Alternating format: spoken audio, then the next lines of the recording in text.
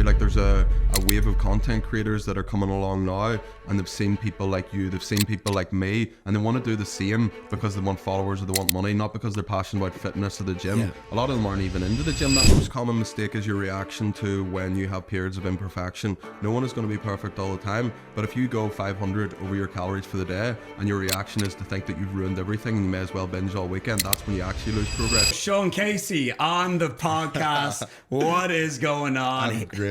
Here in Marbella. How you feel, man? How long good. are you in Marbella for? I'm here for 2 weeks, but it was just saying before we hit record there, might stay a bit longer. You know, you go, the sun's here. I've been used to being at home in Banbridge with my dog and my family, which is great, but you get a bit of sun and you're like, I could stay a bit longer. Like, Yeah, exactly. And so you're doing like a business event here? Yeah, so I'm running a social circle event on the Tuesday, which is like a speaking event. We got a couple of different speakers, a bit of networking, and I'm actually just going to run events all week, like little fun things like nights out and beach days and stuff. But we got about 30 or 40 coming over from the social circle, which is good because it's a broad event. So usually people don't make the trip. We got people coming over from America and all sorts. So it's really cool. It's a really nice community. Like, yeah, that's wild. So I did a business event last week myself, and you know the majority of the attendees were Irish, of course, but there was a few like from America and shit. And you're just like, you're blown away. You're like, oh my god, thank you so much for making the effort. But like so the event was on Saturday, but we had like dinners and nights out and everything on the Friday and Sunday. And I think when you sandwich an event in with all these cool little extra bits, it just makes it so much more engaging and fun. I think that's the best part is the networking and the dinners and stuff like that, because talks are good, they're really good, but sometimes people can zone out if it's like talks all day. Whereas when you're around people that are doing the same thing and communicating with them, and you don't always necessarily have to take like a gem of wisdom from them. Sometimes it's just about being around people that are doing well to say like, fuck, people are quite normal. I could do the same thing. Like I used to put people on pedestals like, oh, they've got a massive following, they're running businesses, they must just have something that I don't have. There's no way I could do that. And you meet everyone and you're like, everyone is just so normal. Don't get me wrong, like everyone's high achievers and you take things from different people, but I think just normalizing people that you look up to, like, because I feel like so many people won't get to where they want to be because they always look up to people and think that they're something better than everyone else. Everyone has their own characteristics, and that's what I love about social media and social circle, because I've just seen so many normal people just blow up and maybe change their lives. Like, man, you give them the recipe, and I see people now in their kitchen with you know, with the Rode mic, and they're just blowing up, dropping knowledge. You've got the formula. It's crazy. So before we get into everything you do, you know, again, we touched on social circle that we're going to dive into as well. But so first of all, who is Sean Casey? What's your mission? That's a fuck. Rob's hit me with a deep question. That's it, man. You're in for a good shot. This is therapy. I'm honestly, like, I don't know. I feel like Sean Casey's evolved over the past few years. Yeah. Sean Casey 4 or 5 years ago was a university student that took loads of drugs multiple times a week and loved partying and didn't have much else about me apart from the fact that I loved going out and drinking. And Sean Casey now has this multiple businesses, traveling all over the world, hundreds of clients, thousands of clients, my own app.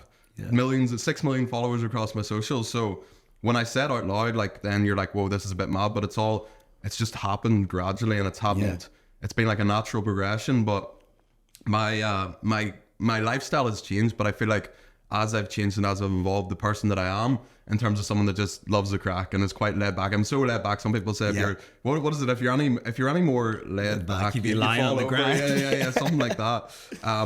But yeah, I've maintained the same characteristics that way, but business and travel and this, all of this, like we're sitting recording a podcast. I remember 2 years ago before I came to Marbella, I was doing my cut and I used to be in the bike watching your YouTube videos, like Marbella vlogs. Like now we're sitting recording a podcast together and it's just normal. So yeah, it's been mental, but I suppose my mission is to help people solve problems that I once struggled with, whether that's with fat loss, business or social media, and also do it in a way that's fun, that's lighthearted, and that doesn't lose who I am in the process of growing and building businesses and apps, always maintaining the same person, the same characteristics as I try and make a positive stamp on the world.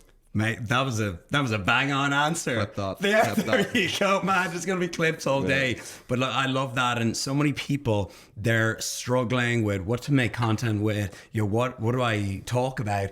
And just, I often zoom back, like, so right now at the moment, I'm like developing like, you know, a business course, kind of similar to, you know, social circle, just something that, you know, I would give to my 21-year-old self. And so sometimes when you're thinking, you're like, what do I make this on? What do I make that on? Just strip it back and you go, what would I just hand and tell to my younger self? What did I used to need to hear? Exactly. Yeah. And so going back to your younger self, what was it like growing up in the north of Ireland? What was your family life like? And tell the people about the Holy Lands. The not so Holy Lands. The sinful valley. my family life was absolutely unbelievable. I couldn't be any more grateful for my family, everything that they'd done for me. I would say I almost have the perfect family in terms of my upbringing, everything that they'd done for me. But I was just a curious little fucker. Like I wanted to see, when I was younger, I used to look at people that smoke cigarettes and I was like, I want to smoke just to see how hard it is to quit. Like I want to drink, I want to smoke weed, I want to do everything. And like I got that all out of my system from at a very, very young age. I didn't have any mad problems. I wasn't like troubled. I just really wanted to try everything. I wanted to do as much as possible. Guys, smoke and drink, like just get it all out of your system before 18. You know what? I think that's what Americans don't do. They wait till they're 21. That's where they're getting it wrong. Gotta get underage, drink like Irish. Come on. Nah, but on a serious note, what I hope that young people can learn from the mistakes that I made. So like I always think it's better to learn from other people's mistakes instead of to make the mistakes that you have. So the mistakes that I made in a younger age with all the drink and the drugs and everything like that, like almost could have been the ruin of me, but luckily I learned from them. But then when I come on podcasts I can laugh and joke about it. But on a serious note, I see so many people that do drink and take drugs and it just completely takes over their life. It almost ruins their life, which is scary, and it's the reality in Ireland and the UK too. But the Holy Lands is a student area beside Queen's University in Belfast, and it is the least holy place on planet Earth. So much of my university days were spent in the Holy Lands. It's just a session. Like so, I say I went on three holidays that summer. I went to Ibiza and then I went to Creamfields, and I considered the Holy Lands Freshers Week as a holiday as well. It was just unbelievable. But yeah, I think that it's one of them things where it's great to experience it and it's great to go through it. Like we literally lived in a shithole, like the biggest shithole in the world, and just drank all the time. But some people, like that is the ruin of them. Some people go to university they don't really get out of that university whereas mindset. Like for me, I'd done that so much, I got it out of my system, and lucky I learned from it, and I'll never go back to being that person again. But yeah, university and just growing up in Ireland and all that stuff, it was an experience to say the least. Yeah. Did you finish university? I actually did. Oh shit! I actually did. Oh, better than me. I got a 2-1 in business. Like I never used it, but well, like I'm sure you're schooling a lot of people who were in your business course now at this stage. I tried to study business management myself. I did year 1, failed it. Like if anyone was listening to this, you know, I'm so bad academically. Like I was just typical meathead. All I could do was go to the gym. That's, you know, how I got into fitness really, as it's the only thing I was ever consistent at. But yeah, I failed first year, repeated the year again, felt like Billy Madison. I'm like, I was already old for the class. Now I'm even older. And then failed that again. And then that was the turning point for me when I was so stagnant in my life, going nowhere, failing in everything. And I just had to look myself in the mirror and say, Rob, like, come on, you need to just focus on something you're good at.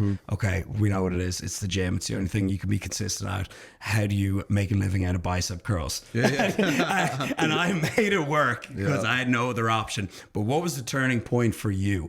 How did you get into fitness? How did you go from drink, drugs and rock and roll and Holy Lands to being a fitness content creator? I was almost pushed into it, and luck has to fall in your favor sometimes. Hard work goes without saying, and you need to take action, but you have to have certain bouts of luck as well. And I was getting to a stage of university where I was like, my mental health wasn't great from all the partying and stuff. Like it catches up with you, anxiety and different things like that, and you just don't feel great on a day-to-day basis. Like you just don't feel like yourself. You feel like you lost yourself. So you want to make the change, but it's still hard to make the change because all your friends are going out drinking, taking drugs, partying. But then luckily it was January 2020, I started doing more self-development, reading and stuff, and then COVID came along, so we got put into lockdown, so I couldn't drink and take drugs. So I was like, fuck, I need to find something else to do.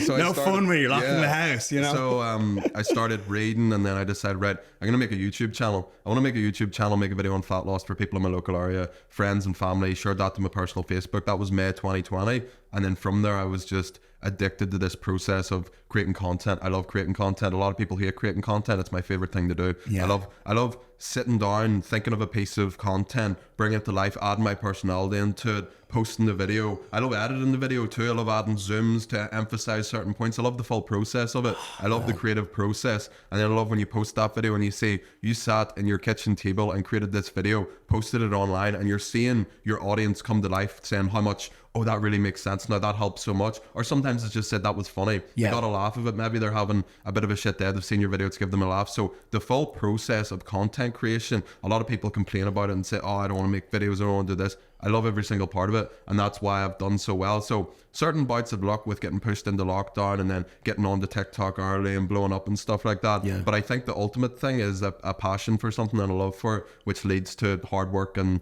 consistency. If you love something and you're passionate about it, consistency and hard work isn't even really a question. It's not something that you have to be motivated to do. Don't get me wrong, sometimes you need motivation, sometimes you don't want to do it, sometimes I go through periods of not posting as much, but for the most part I just do this because I really, really enjoy it. Same with fitness too. Don't really need motivation to go to the gym. No, I need motivation to not go. I'm I'm going to feel like shit if I don't go. I'm going to be like, if I don't go and lift weights like at least a few times a week, like minimum 3, I feel like this. I'm like tensed up and I'm like, where do I put all this anger and frustration? Where do I put this energy? So for me, and again, it sounds like such a gym head response, but I'd need motivation not to go. It's actually kind of true. And I think a lot of people, if they made that flip in their mindset of saying this isn't something I have to do, it's something I get to do, you would find you don't need motivation anymore. I've went through a bit of a mindset shift recently of just extreme gratitude and gratefulness for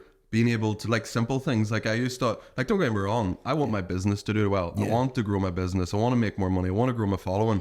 But I watched a video. It was an Irish guy actually on Instagram the other day, and he was in a wheelchair, and he was so grateful because his wheelchair could stand up now. He was like, my life has changed forever because my wheelchair can stand up and people don't look down at me now. He was so grateful for that, and I'm like, fuck. He just is happy that his wheelchair enables him to stand up. I'm able to sit down, stand up every day, take it for granted. I'm able to go out for a walk. I have my family, I have my dog. So like recently I've just been like, I have everything I need. I don't need anymore. So then getting more becomes a byproduct of, I love growing my business. I love working in it. I love posting content, but I'm not actually thinking about what I'm going to get from it. I'm just so grateful for what I currently have. And sometimes people say that and it sounds a bit wishy-washy, but like I genuinely mean it. Like, I don't know, over the past few weeks or months, I've just been like, I've seen so many stories of people my age, like just crazy stuff, like being told the worst news in the world. So even just to be sitting here, to be able to go on holiday, to be able to walk, like I was walking this morning, it's just like, I fucking love just walking. It's just, I would have my earphones in. I was like, I'm so glad that I'm able to do this. Like, I don't know, something's just really came over me in the past couple of months, but I still love growing my business. I still love it, but it's a byproduct, and I'm much more grateful for the simple things, so to speak. Yeah. There's actually a Greg Plick quote that I always mention on this podcast. I always go back to it, and it's pretty much the exact same as that. He was like, there's kids in the burns unit in hospital who would just give anything to be able to go run around and hit the gym, and you're complaining about, oh, I have to go do this. And so once you have that shift in perspective, it's kind of, it makes things a lot easier. It's absolutely crazy. And so in terms of what's your total audience at now, actually? It's like over 6 million. Yeah, you don't really comprehend. Does that ever freak you out? Is that ever a little bit like? Yeah, it is. It's impossible to comprehend that many people. You can't imagine 6 million people. It's more than our population of our whole country. It's just gradually happened. It's gradually happened. So what? But was there? I know we all gradually grow our following, but was there any moment or a video or a post where you were like, oh shit, here we go. This is heating up? Yeah, fucking right. There was a few different ones. Like there was so I started in May 2020, was posting on TikTok, and I was getting a bit of traction here and there, but it was the following January 2021. I had a few, it's January, everyone wants to lose weight. I had a few big hitters on TikTok. Gained 100,000 followers in a week, and I was like, fuck me, I was literally chinned in Holy Lands this time last year, and I gained 100,000 followers in a week. And then the year after that, the January, I think the record, I gained 800,000 followers in a week once. That's on disgusting. TikTok. That is absolutely insane. Makes zero sense. Makes zero sense. So there's been a lot of rockets jumping up and down, weeks like that, and then it's just been gradual from there. But Yeah, I think I'm definitely like the fastest growing personal trainer ever in the UK and Ireland. Like, yeah, no, you fully are. It's absolutely crazy. And so, how do you like? I'm sure when you see these massive rockets and these viral videos go off, you get a lot of haters. You get a lot of it hits the explorer, and people that don't know you start commenting. How do you deal with that? You know, haters online, and also, I think this will help a lot of people. How do you stop? How did you make yourself stop care what other people think? To make yourself stop caring what other people think, you have to be so sure of yourself and your mission and what you're posting. If you're posting stuff that you're not 100% confident in and someone calls you out on it, you're going to second guess yourself. Yeah, you'll be like, they're probably right. Yeah.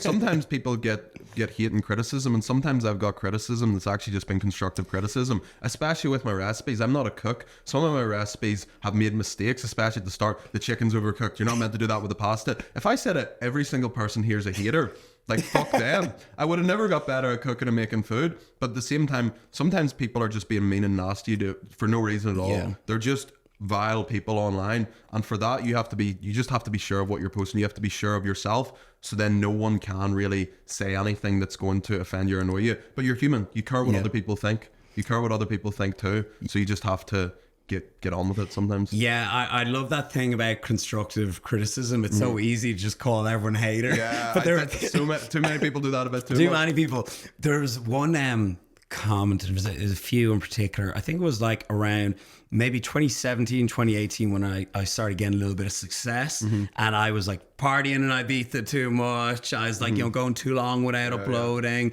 not being like, my whole thing is fitness. I absolutely love fitness. Like that is the thing. I can answer a question on everything. Like I can answer any question on fitness.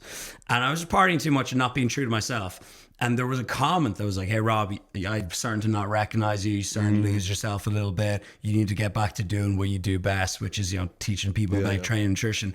And that comment like really got to me. And I was like, that is constructive criticism. And I was like, it's time to go monk mode for a little bit and just get back into the gym and the run of everything. So I love that about like, just not calling everyone a hater. Yeah, you need to be able to take that on, because when you start, especially if you have a following and stuff, a lot of people start to think that they're invincible and everything that they say is right, and anyone that's out to get them is just negative. And people say like, oh, people only punch up, they never punch down, and that's true to a certain extent. But what I begin to understand as well, them people that are supposedly punching up are my audience, the people that I care about, the people that I'm creating content for. So just because they don't have followers or a super business, like, doesn't mean that their opinion doesn't matter. So I do really value the opinion, but you need to be logical and separate someone's opinion that is valuable from someone that's just being a hater, that's just giving you criticism for absolutely no purpose. Exactly. Like if someone just is cursing you out like wanker, shit, bollocks, you're just like, all right, this is a bot. Like this doesn't make any sense. But if someone is leaving you a thoughtful comment, keep it on board. And what you said there as well, like judging people, there's two things, signs of a bad person, right? If you're rude to the waiter and if you treat people with followers differently. That's the two things that are just like the worst character traits ever. So, right, you're starting to get crazy views on videos, gaining a lot of traction, and now, not slagging them off, but they're just done on your phone. They're very like off the cuff. They're fucking shit. They're terrible. No, but seriously, what's your formula? Bring me through the hook, the content creation and everything. How do me and the audience, how do we all get some bangers like that?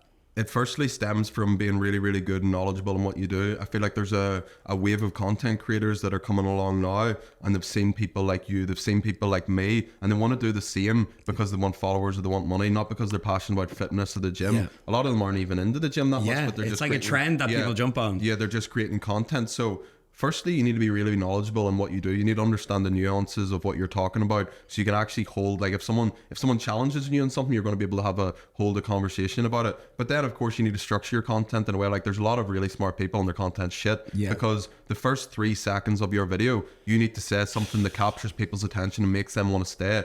And it can't be like, here's a fat loss tip, because no one cares about that. Like, you could probably get away, or I could get away with doing that because people know and trust us. But if you're like a new personal trainer and you're like, here's a fat loss tip, they've heard it over and over again. So fat loss is a section, but a subsection to fat loss would be something like appetite control, and a subsection would be something like meal timing. So instead of your hook being about fat loss or the subsection, it needs to be about the subsection, and you need to make it so specific the best hook is not just the one that's the most attention grabbing, it's the one that's most unique, because people watch stuff that they haven't seen before. So if you want your hook to do well, it needs to be something that people haven't heard before. Now, everyone talks about the same things, but you need to find a way to talk about it in a different way, put your own spin on things. So you need to hook people in. Once you hook people in, they're looking for an answer. You don't want to give them the answer until the mid or end of the video. As soon as they give the answer, they're away. But at the same time, you don't want to stretch it out and feel like they're waiting for an answer. You want to give them important information that's actually valuable, but then give them what they need here, and then what they want is at the answer is at the end. Okay, so that's how you kind of do the beginning, middle, end. Yeah. Okay, that's a really good way to think about it as well.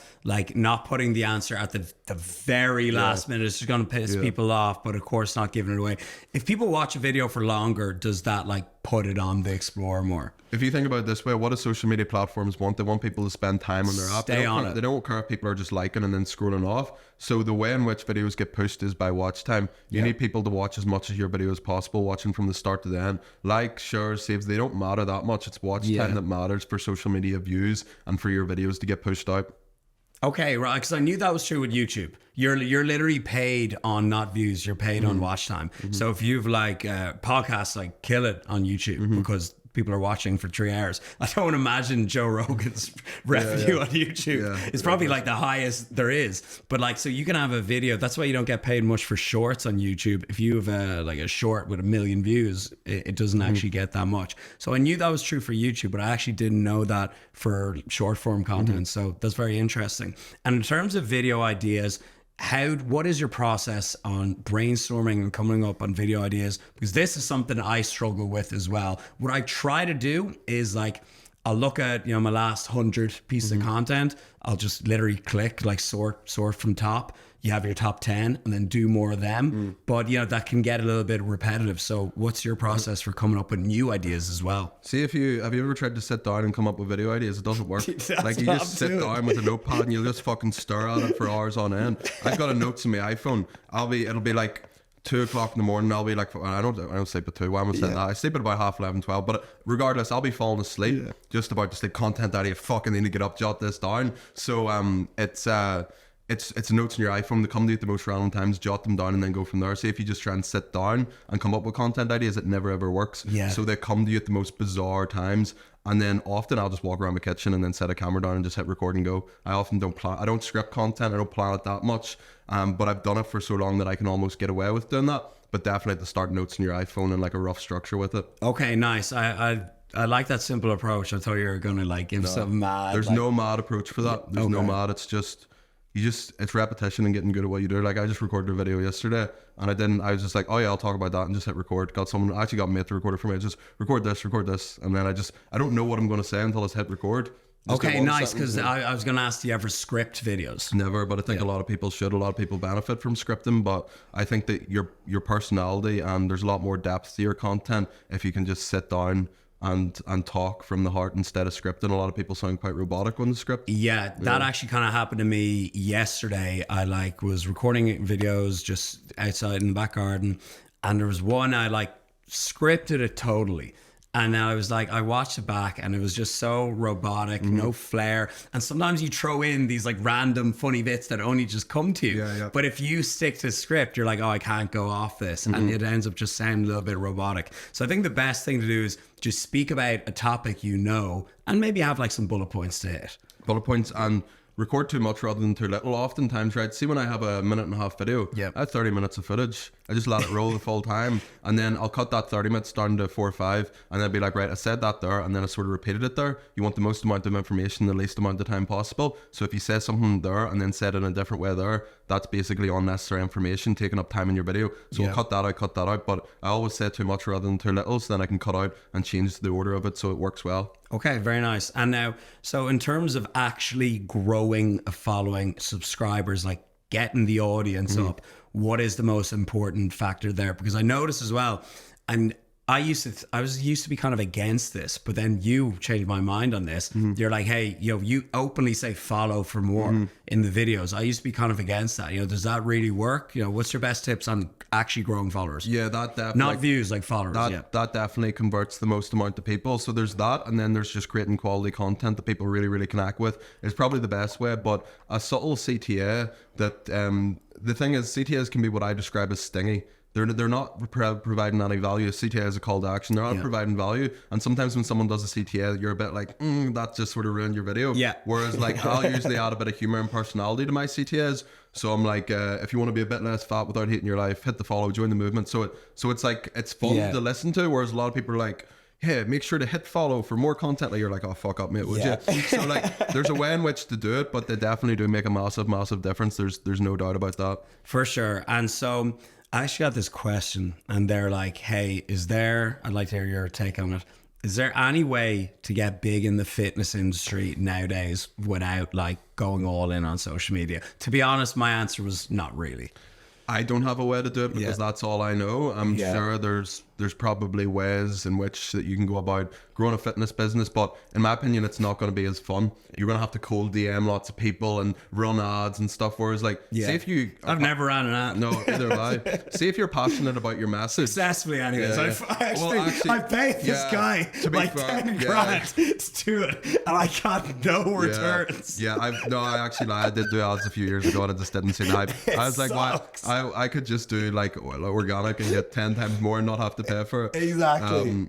But what was the question? Oh yeah, there's probably ways to do it, but see if you're actually passionate about your message and you care about it, why would you not want to create content? Why would you not want to get that message out to, because everyone thinks that their message is the best. No one's message is the best. Everyone does their message because it's what's worked for them, but we need different variations because different people are going to connect with different people. So in my opinion, if you've changed your life, why would you not want to help other people to do the exact same thing as well? So I think content creation is a beautiful thing as long as you're doing it for the right reasons. Yeah, and the answer is always like, okay, yeah, you can build a physical gym and coach people there. Will your gym do better if it has 50,000 followers? Obviously. Yeah, the answer is always it's better. Nowadays with social media, it's the king platform. It's better than radio, TV, magazines. It's the king. So my answer to that person was, no, you can't really get to the top. And everyone at the top has like 10 million followers because they're really good at what they do. It's like the expertise comes first and then the following will come with that.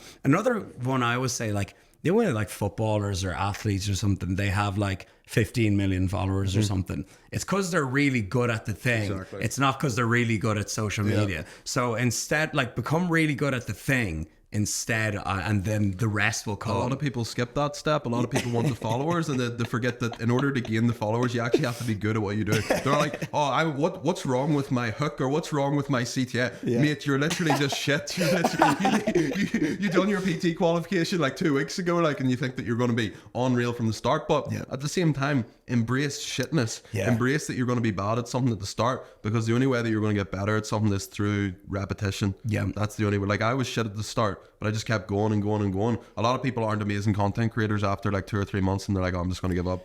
Yeah, it's like it's the same with anything, when people don't see these immediate returns, they just, especially in today's world, everyone just lacks patience. I think it's because of TikTok. It's my fault. It's your fault. You've killed everyone's attention span. But when they don't see these immediate results, they end up just giving up. And so back to the fitness industry, what are some problems that you see in today's world, in today's fitness industry?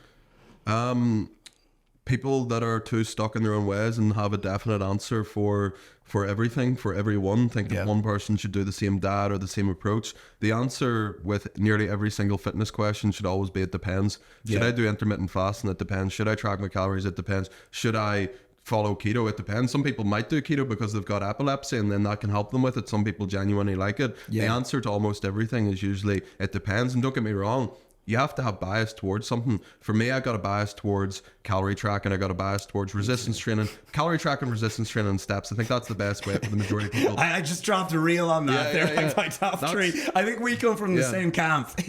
So that's my bias. But I don't come on and say everyone has to do that. I understand that there's multiple different ways to get this one, like different results. And the issue is as well, a lot of people selling diets as the principle. You have to intermittent fast to lose weight. It's like, no, you don't. The only way you lose weight is through a calorie deficit. There there's umpteen different things that you can do to create that. So I think too many people being stuck in their ways and black and white thinking is the biggest issue, because it just confuses people. Yeah, there's like, the carnivore diet. I think that's probably the biggest fitness diet trend of 2024. It's like it has so much good things about it, like sticking to whole, nutrient-dense foods, lots of meat and protein. It gets so many things right. And then when they just start fear-mongering over oats and vegetables, I'm like, you have to go ruin a good thing. I'm really interested to see the long-term evidence on that, because it is such a new thing. And like, don't get me wrong, I see people that do the carnivore diet and they transform their health and stuff like that. Yeah, because they're eating high protein and they're in a deficit. Yeah, which is great, but almost all of the evidence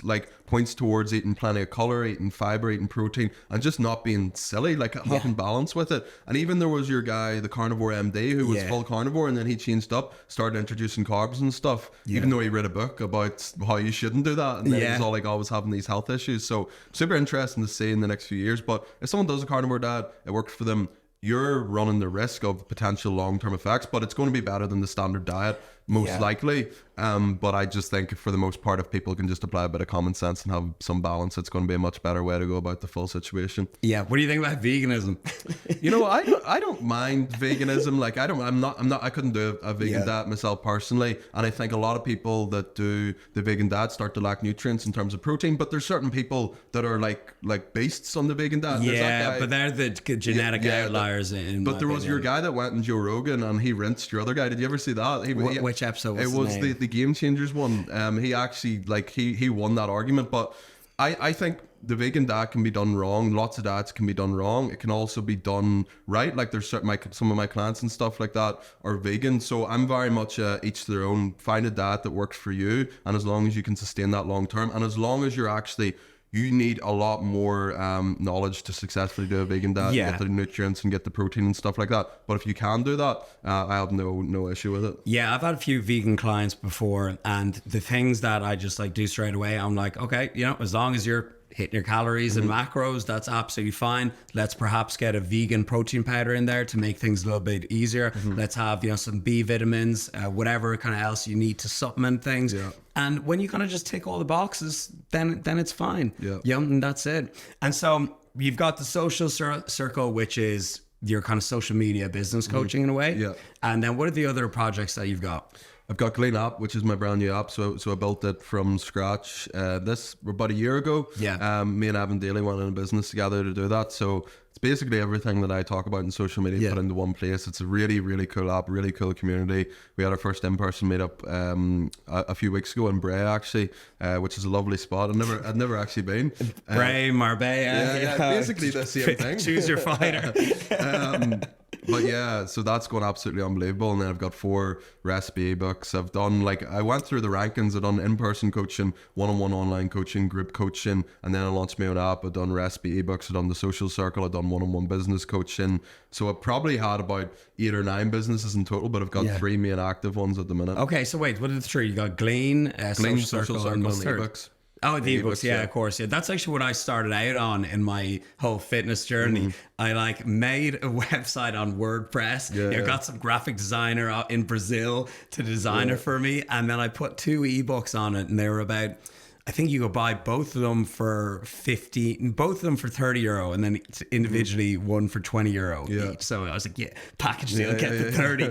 And I remember when I made my first sale on that, I was like so ecstatic. I was like, I've escaped the Matrix. I've escaped the Matrix, and back before it was a thing. And it's a crazy feeling. And so, look, I'd say you're clearing a lot of money per month, right? You're doing very well. What does a young lad, what age are you now, actually? 24. It's crazy, man. What's a young lad at 24? What do you spend your money on? I like to spend my money on experiences, and I like to spend my money on things that make me feel good. Other people. I bought Mum a Tesla first, and then I bought my little sister a car for her 17th, and I bought my other sister a car. So we've got Dad and the other sister waiting on cars, paid off my parents' mortgage, and then stuff like this, traveling to Marbella. But I'm not that materialistic in terms of my clothes and stuff like that. I have got 1 watch. So I don't spend a lot of money. apart from on experiences and other people, I like to do a lot for charity and like the GoFundMe's and stuff. I'll usually give to them because I'm like, if I'm in a position to do so, I would like to do that. But I think that a lot of people would be fucked if they had the money. If I only discovered cocaine now, it would be an issue. It would be an issue. Like, I'm glad that I got that all out of my system. Finally, he's been waiting just so long to get it off his chest.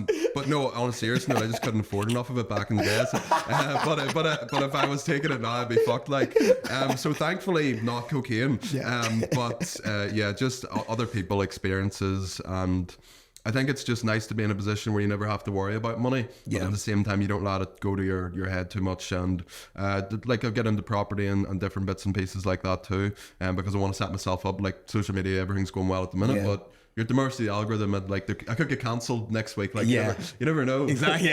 I'm gonna leak all your secrets that you've been telling me before the podcast. He's up to some crazy shit, honestly. And so, in terms of investments, you mentioned property. Where are you looking at buying? Because one thing I think is really cool about you is you can clearly move out, but you choose to live at home with your family. Living at home. Yeah, that's so nice. Like that's so humble, you know. Yeah, but I will look back on this period of my life in like 10, 15 years and just be so thankful that I spent time with my family, with my dogs. I really enjoy living at home. Like I could build my own house right now if I wanted to, but there's no point in living in my own house by myself and being, you know, like not with my family if that's something that I could, like I'm only 24, so I've got time, so I'll buy properties, I'll rent them out.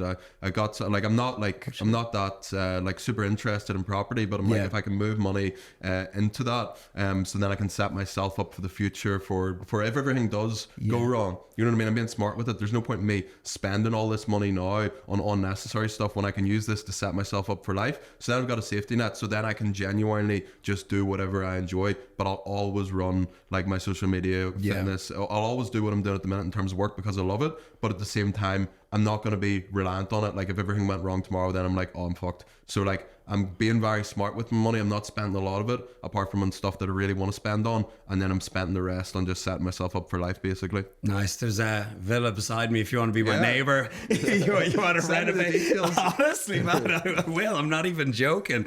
But yeah, probably the biggest purchase I've ever made in my life was obviously like the villa here in Marbella and renovating that. And I thought I wasn't into property until you start renovating, and it's some people, they don't like it, you know, it stresses them. I absolutely loved it. I was like just seeing the progress daily, and like I was always in there poking around. Yeah, the Instagram as well, and it was just like a really satisfying thing. So yeah, property is dope to get into. And then going back to Glean, right? So what is the first things, I want to go back to the fitness as well, but the first things that you would tell someone to do when they sign up with you? Glean actually means, it doesn't mean get lean. A lot of people think it means get lean. I didn't even think that. We were originally brainstorming ideas and we had loads of generic ones, but the marketing team was like, you need something a bit more unique. And they were giving us loads of names and different things and like random names. We're like, nah. And then me and Evan both heard Glean. We're like, fuck, we actually really like that. But when you look up what Glean means, it means to gather information bit by bit. So when someone joins Glean, we're not overwhelming them with all the information. We're like, right, here's your calorie goal, here's your protein goal, here's steps, and then start with that. Workouts too, if you're in a position to do so. And then as the weeks go on, we talk about fiber, we talk about micronutrients, we talk about all the stuff that's important that you need to know, but we start with the very, very basic. So we're, as I said, predominantly we encourage calorie tracking, but if not calorie tracking, then some sort of meal structure, some sort of portion control strategy. But it's basically awareness around calories is the most important thing, and then everything else comes from that after. Yeah, and sometimes like I hate to harp on about it, but it's just the truth that like the amount of calories you eat per day is like the most important thing. And yeah, when I'm like start working with someone, obviously first of all it depends on where are they in the scope of beginner to advanced, and like if they're like obese, literally starting out, to get someone tracking every single thing in their app can be like terrifying. It can be daunting, you know, and it might be quite uncomfortable as well. So like for the first week or two, I might say like, hey, you know, let's just clean up your make better choices. Let's just cook more meals, because the last thing you want to do is just dive into the deep end. And as we kind of spoke about earlier, get burnt out and just say, screw this. And so you've coached a lot of people via not only like ebooks and apps, you've probably done some one-on-one and everything. What are some of the most common nutrition and also training mistakes that you see people make starting out? What's going on, guys? This video is sponsored by BetterHelp. Does the year seem like it's going really fast? Well, sometimes it's important to slow down, take stock, and celebrate your wins and what you've achieved so far in the year. Getting therapy can do that. Think about it as going to the gym for your mind. We put all this effort into our physical endeavors, but oftentimes we neglect what's going on in here, which is so important. It is completely online and it is designed to be flexible, convenient, and suited to your schedule. Just fill out a brief questionnaire online to get suited to your ideal therapist, and then you can go from there. It's so easy to do and I couldn't recommend it enough, especially as guys. Sometimes we need to open up and get some stuff off our chest. So take a moment, go to betterhelp.com/gameplan to get 10% off your first month. That's betterhelp.com/gameplan. Go check them out. The most common mistake is your reaction to when you have periods of imperfection. No one is going to be perfect all the time, but if you go 500 over your calories for the day and your reaction is to think that you've ruined everything and you may as well binge all weekend, that's when you actually lose progress. It's never the one event, but it's your reaction to that. So anytime that you do have a bit of a slip up or you do go over your calories slightly, if you can react by just going back to normal, that's the difference between people that get long-term results and those that don't. It's not never making mistakes, but it's your reaction to them. Like there's 3,500 calories in a pound of fat, so you'd have to eat above that. So if my maintenance is like 3,000, I'd have to eat nearly 7,000 calories to gain a pound. So go a few hundred over for the day. Just get back to it. Yeah, people also forget, like if they're in a deficit and then they go over that, it's like, not only did you not hit maintenance, like you're probably still in a bit of a deficit. So people freak out. And an analogy that changed my entire view on exactly that, it was, if you drop your phone on the ground, would you pick it up or would you stamp on it like 10 times? You got a flat tire, would you change it or would you stab the other three? Exactly. It's like when the phone one particularly, because we're all fucking obsessed with our phones, when someone said that to me and I dropped that thing the whole time, I'm surprised it's in one piece. iPhone screens are way better. Bro, that thing's bulletproof. It's like a Nokia 3310. But when I drop it, I'm like, it's just the perfect analogy for me. And so if you ever, and then you look at percentages, right? Like let's say you're on cutting calories, 2,500, and you eat like a Mars bar that's 200. Divide 200 into that amount. It's like a percentage. It's fuck all difference. The most common things that I've seen are meal timing. People obsessing over it, be it intermittent fasting, 6 meals a day, thinking that they need to have like the post-workout anabolic window covered.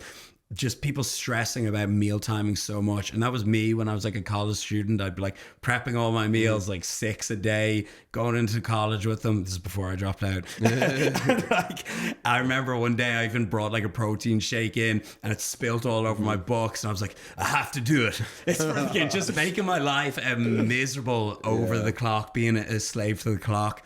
Another one is secret eating. There's this show on, I think it's E4 or whatever. You can look it up on YouTube if you just search up secret eaters, and it has given me more awareness and education than any like course or study or anything. You just it basically, it's like a show that follows overweight people, that puts like cameras in their house and it asks them to report back on how much they're eating, and they report saying like, I'm eating 2,000 calories a day, and then like they fact check it, they see all the clips and they're eating like 8,000.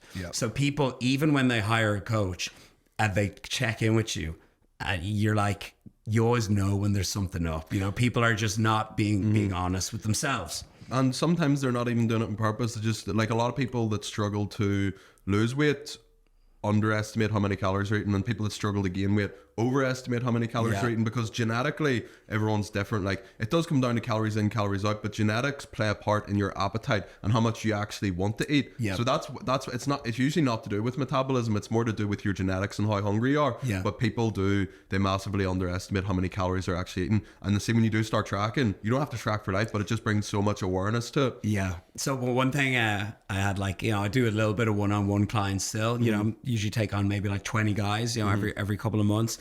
And so one guy, like, if we just weren't seeing results, and he was telling me he's eating this much, and I was like, it just like isn't adding up. And I go, can you send me a picture like on your phone? Just snap a picture to me on top of like what your MyFitnessPal screenshots or whatever. You just snap a picture of me and like show me what you're eating. And the meals were just like massive, covered in mayonnaise. Sauces and all. I was like, this just looks like a takeaway. And then they'd log it as like, you know, chicken and rice. So that's the second most common thing I see. The third most common thing, and this might piss a few people off, is people thinking they're eating too much healthy foods, and people thinking that these healthy foods have like no calories in them, and they can just like eat as much sweet potato, peanut butter, you know, steaks, and acai too. Like they're fucking beautiful. Like, but like if you're polishing off one of them every day, like 700 calories, you're fucked. Exactly. Yeah. And so look, the world is facing an obesity crisis. You know, people are more out of shape than ever. What do you think is the root cause of it? It's a big debate, you know.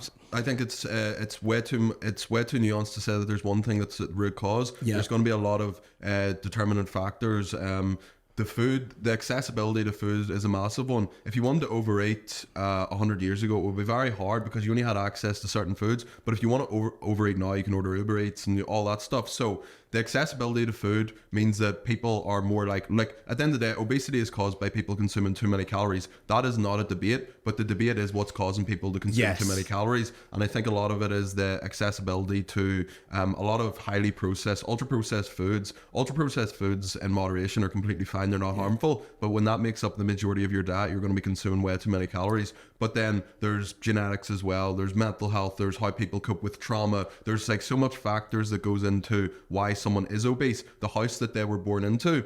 I would be fat too if my parents fed me lots of food. I love food. I have an unlimited appetite. I would just eat what's in front of me. So how can you look at a child that's maybe 13, 14 and said it's their fault? It's the parents' fault for what they've been feeding them. So like the house that you're born into, your economic status, like some people only have access to a certain amount of money. Sometimes the processed foods are cheaper or more affordable.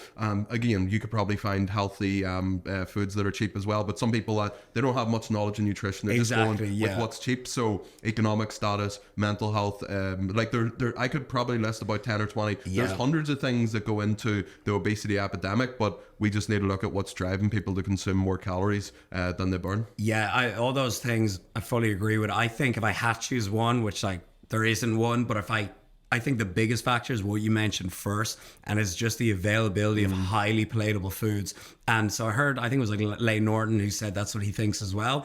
But I was driving through Texas, and when I mean like there was a row of shops, 10 rows of shops, and 10 of them were just fast food. Like it's crazy. I've never seen anything like it. I think. And portion sizes in America are ridiculous. Like. Absolutely huge. Yeah, so I think that would be like the number one reason. But look, hopefully the world the tides are gonna change. And so another trend that I've seen Glean, and I'll solve it for everyone. There you go. So another trend I've been seeing a lot, kind of on that topic, is Ozempic. Have you heard about that? Yeah. And so what's your take on that? Because it's kind of got a lot of people divided. Personally, I think it's good.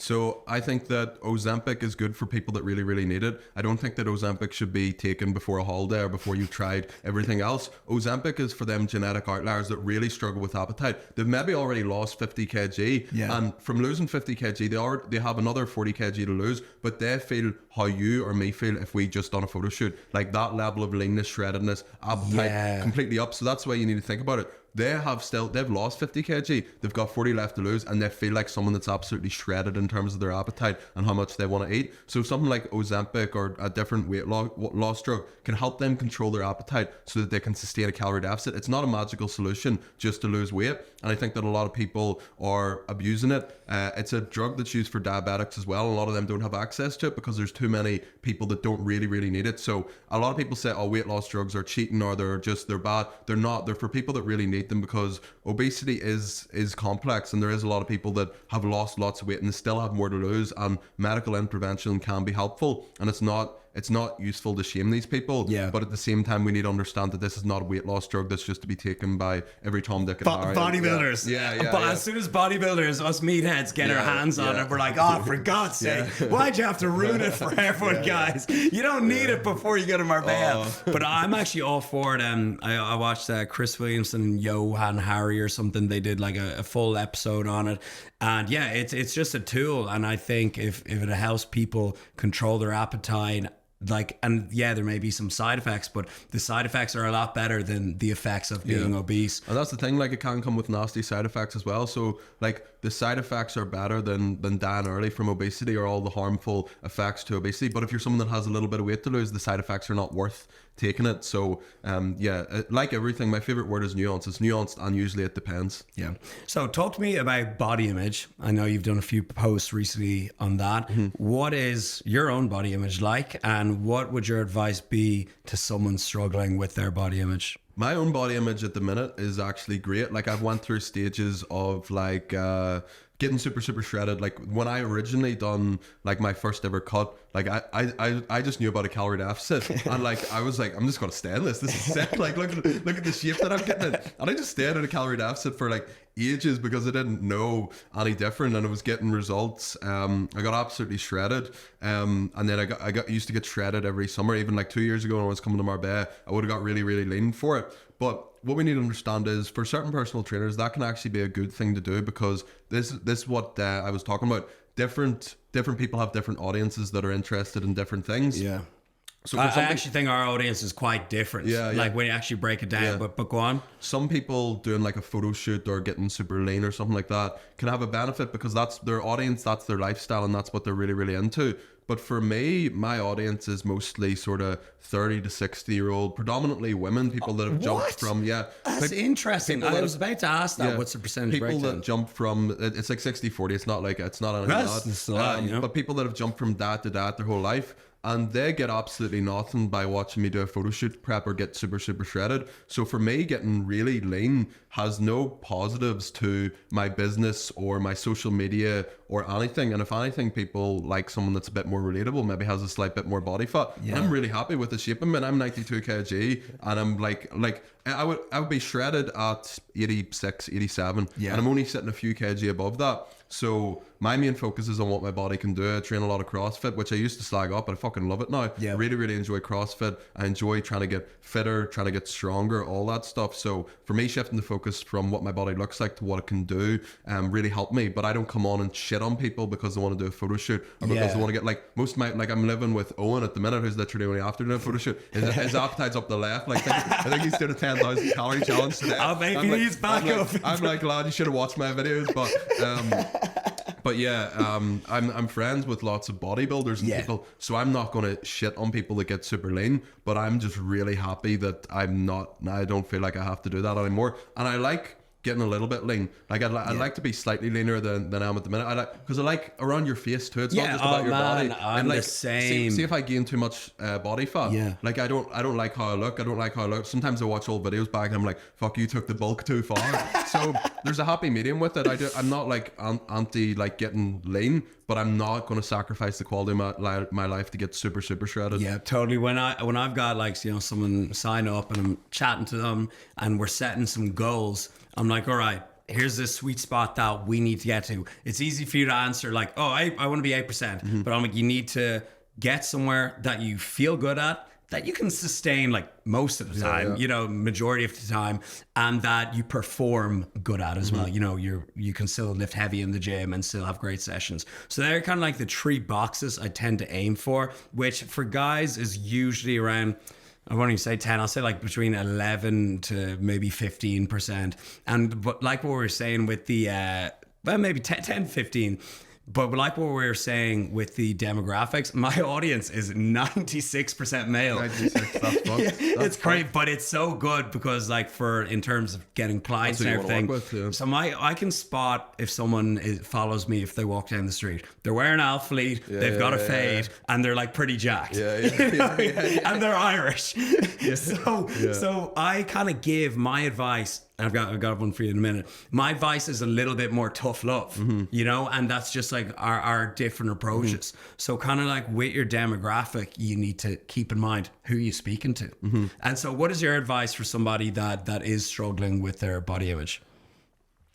Well, my advice, I think it's different for everyone and it depends as usual, but my advice would be start to focus on what your body can do, and I don't think that body positivity gets it right. What I prefer is body neutrality. Say if you're looking at yourself in the mirror. Nice. This is a new one. If you're looking at yourself in the mirror I'm trying to tell yourself that you feel amazing even though you're massively overweight. You don't like how you look. You genuinely don't like how you look. Trying to tell yourself that you're really happy with how you look is lying to yourself. Instead of hate, but hating yourself at the same time, that does you no favors. So instead you could feel neutral about it. You could look at yourself in the mirror and be like, I don't hate myself. I'm thankful for all the things that my body can do. I want to make moves to get going in the right direction, make a transformation, whatever. But I don't hate myself. I'm not going to hate myself, because you're not going to hate yourself into changing who you are. Instead, feel neutral about it. You don't have to feel good or bad about it. So I think body neutrality is the way forward. I've never even heard that.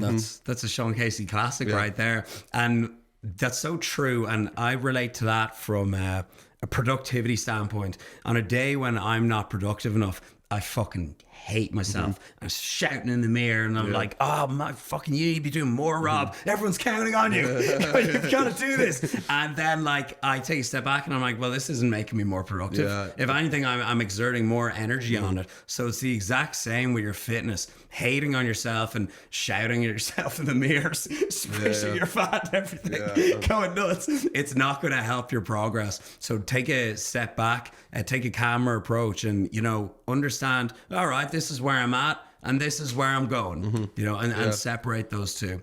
And so what's your take on personal trainers who are out of shape, personal trainers that need a personal trainer? Yeah, so I think it really depends who they're looking to work with. Sometimes, right, this is the angle that we need to look at it as well. A personal trainer might be out of shape, but they might have been way more out of shape, and now they've got to a place where they're less, but you haven't seen that journey. But then sometimes some personal trainers are just lazy, and then they're just trying to give their clients advice without actually implementing themselves. So I think it might be hard for the client to relate to that. But I think we need to understand that we don't know the journey that person's been through and how good of a coach they are. But again, there's a lot of personal trainers that are in incredible shape that are shit coaches. But I think as a ballpark, I would feel like a hypocrite if I didn't practice what I preach. So for me personally, I like to, I'm not trying to be shredded, but I train 5-6 times. I'm in the gym 2 hours a day with CrossFit and cardio and stuff.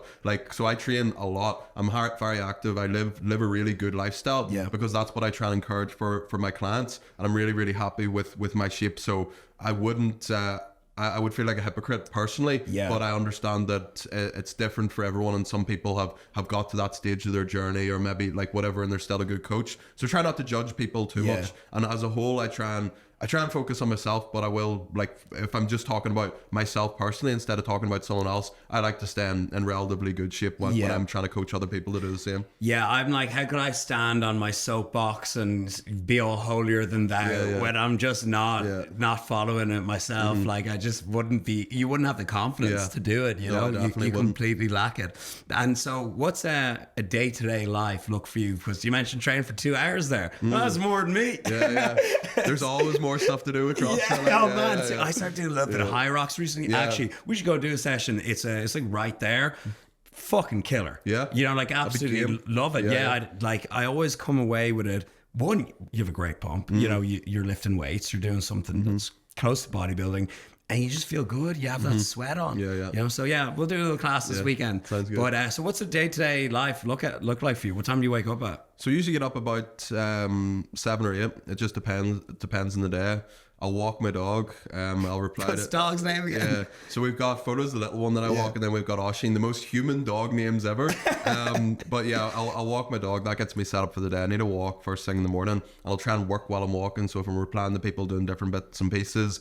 And then the maintenance work is just being in the Facebook group, replying to clients, creating content, recording podcasts, stuff like that. But that's at the minute. See, when I was on a growth phase, because I launched ebooks in January, Social Circle in February, and then Glean. So a day would have looked like getting up at 6 a.m, being in a call with app developers in Australia, being in a call with my business team, then my marketing team, planning this, building this. It would have been it was go. And it was a grind, and I'm so glad that I'd done it. But at the same time, I came out the other end of it, and I was like, I just about survived that. I'm very much in a maintenance phase with everything. I'm enjoying creating content. I'm working a few hours per day, and I'm traveling. Whereas my day a few months ago looked completely different. It was calls. It was, right, we need to sort this. We've got this problem. We're doing this. So I think it's super important to go through different seasons, different reasons, right? So at the minute, I'm in the season of enjoyment of life. I'm really enjoying life. I'm traveling. I work a few hours per day. I've built what I have so I can do this. But a few months ago, the stuff that people didn't see before was traveling Marbella and chilling out and doing all these nice things was just in my house all day. Like, as much as I have all these different online businesses, it's just a work from home office job. That's what it is. And you're on calls all day.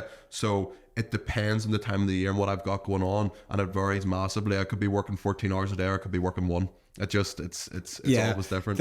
When you mentioned about calls, like there's some days where I'm like, okay, I'm going to do like a sick YouTube vlog today, and I'm like, I'm on fucking calls. Literally, I'm like, prop the camera up, like, could be just talking into a laptop. I'm like, it's the end there. I'm like, that was a shitty vlog, but that's wild. And is there any other like projects you got coming up that you're working on? So I think what's your travel looking like for the summer as well? Travel's looking like at the minute was meant to be Marbella and then Vegas for the UFC, but honestly that got knocked in the head. So Gregor, come on, man, we're waiting. But Marbella at the minute, and then I'm taking the family to Italy, and then I think I'm going to Greece after that, and then IFS is in Ibiza, and then in winter I want to go skiing, and I want to fit Bali in somewhere too. So everyone's going to see this and be like, look at him living the life. But I was like, I spent 4 years in my parents' kitchen making videos. Let me fucking travel for a few months here. And so, like, on that note, right, I want to get into relationships a little bit, because a few times you mentioned on your story, I could be wrong. Did you say you've never had a girlfriend, or you've had one? Or no, I never. I've always been single. Like, so, especially when Tell us a little bit about that. How could a guy like you be single? Come on, man. When I was in my drug taking era, I don't think I would have been. Like compatible, like I wouldn't have wanted to be in a relationship with myself, like because I was literally just love smashing gear all the time. So like there was that, and then when I went into so a lot of people see me and they see like the lifestyle I'm living and stuff now, and like quite laid back, but I actually was monk mode, like proper monk mode for like literally 2 years, 3 years. Like I didn't go out, I wasn't really drinking, I wasn't doing anything. Obviously done the 500 days of sobriety, but I was just like, I feel like people have this perception of me where it's like, oh, he's just making videos in his parents' kitchen, he's fun. I was just focused and grinding. I didn't really care about anything else. Yeah. But now that I'm coming out the other side of that, one of my biggest values in life will be having a family. And I'm like, right, it's not the business stuff that's going to make me happy at the end of the day. So you have to get to the stage where you're like, right, you need to put yourself out there a bit. But it's tricky when you have you have got the success and the following, because you don't know what someone's true intentions are. Yeah, do you get some sneaky ones slide in? I'd say so. But I've seen you liking some Australian girls' pics. Liked by SK. So yeah, what's up? Does he like that glute workout? Does he? Oh yeah, it's great. It's a great glute workout. But so what qualities, right? So you want a relationship, because you're so young, by the way. Like you're so young. Like the girl that I'm engaged to now, I didn't meet. I think she was about like 24. I was 26 or something. So like, I didn't even meet her at your stage. So you got so much time, and that's still kind of early as well. Like a lot of people just get in really serious relationships on average, at the end of their 20s. So like you're ahead of the game, but what qualities would you look for in a girl if you were to settle down maybe next year or something? I'd say the same wavelength. Someone's on the same wavelength that can have like a laugh, because I couldn't be with, like, even though I've got all these businesses, I couldn't be with someone that's like too serious. So same wavelength, same sense of humor, and someone with a bit of drive themselves, not someone that just wants to go out drinking and partying and all that stuff. Like there's a time and place for that. Like I'm back in the drink now. I enjoy going out for a few pints. Like I do like spoken like a true alcoholic. But yeah, someone that has a bit of drive. They don't need to be a super successful business owner, but someone that has a bit of drive and a bit of something about themselves. I like interestingness. I don't like surface level stuff, like just shit talk. I like proper depth. So yeah, I'll be back next year with my woman. Sure. Okay, there you go. Yeah, we'll get her on the pod. We'll do a little. What are your followers? The 4% females. Just keep liking the pics, slide in. And in terms of so travel for the rest of the year, are you going on a with any girl, or are you just doing solo travel? Just with like different groups of people and different like coaches and stuff like that. Okay, nice. And so you mentioned 500 days of sobriety there, topic that I completely forgot about that I really want to touch on. I didn't even realize it was 500.